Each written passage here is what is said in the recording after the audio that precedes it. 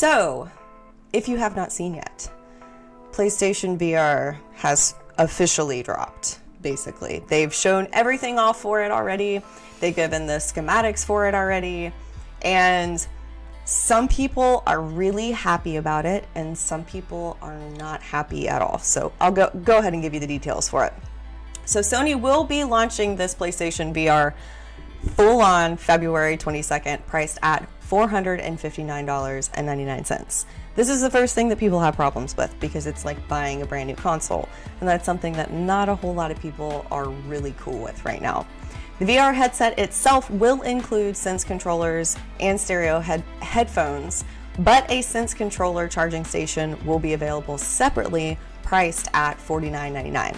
This is the second thing people are not very happy about either, because, you know, if they want to be able to have like a charging station itself, it's going to be separate from it now. So pre-orders have officially, or will officially start November 15th.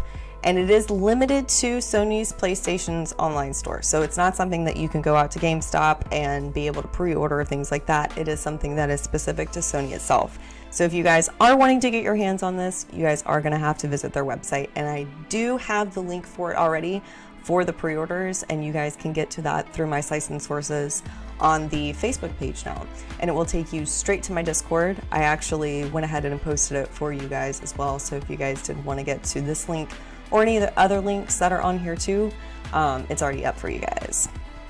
So there will be a whole bunch of different markets, and they will be selling it in a whole bunch of different places as well.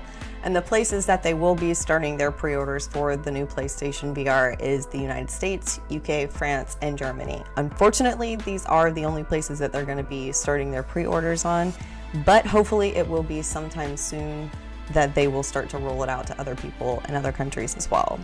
So games including Horizon Call of the Mountain will also be available to pre-order this month. The PlayStation VR2 headset is a major upgrade over from the actual original, with an OLED screen, 110-degree field of view, and a 4K HDR system.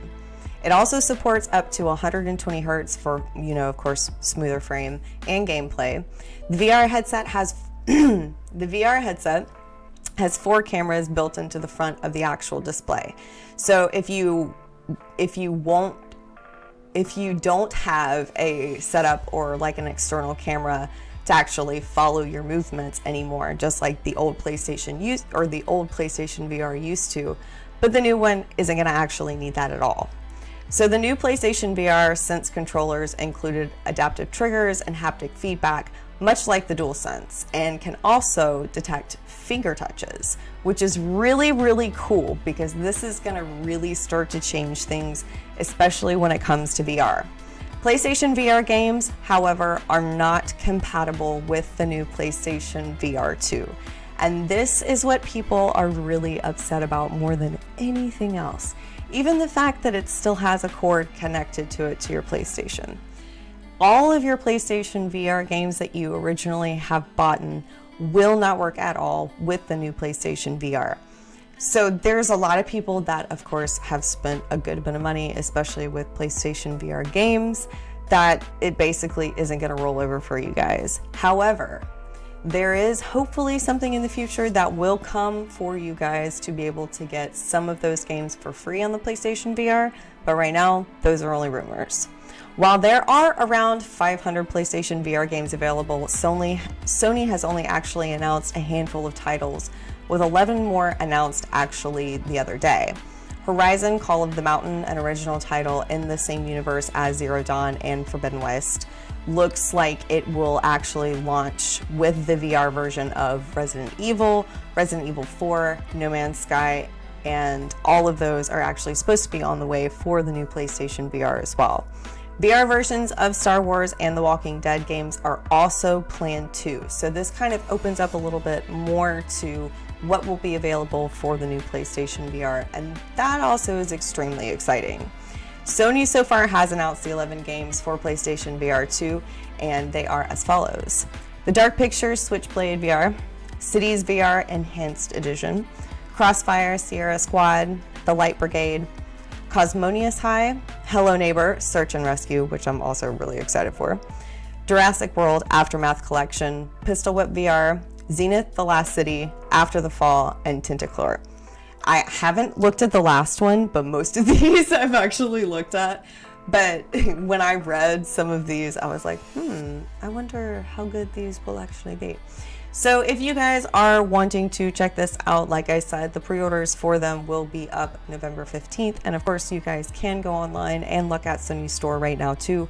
So that way you can get a little bit more of the specs, actually look to see what it's going to look like, how you're supposed to handle it, all that different stuff. And hopefully not be as upset as some people that I read on Reddit. But I am really excited, especially with like the finger touches and stuff like that, because when it comes to virtual reality, one of the things that has a drawback is really being able to immerse you when it comes to other senses besides just sight, because your sight only does so much, but when you involve like other things too, that's when it starts to get really interesting. So I'm really excited to see this, really excited to see how this exactly is going to work, especially without the camera and stuff. And I'm hoping, you know, maybe by February of this next year I might get one, I don't know. That would be really cool, but we'll see.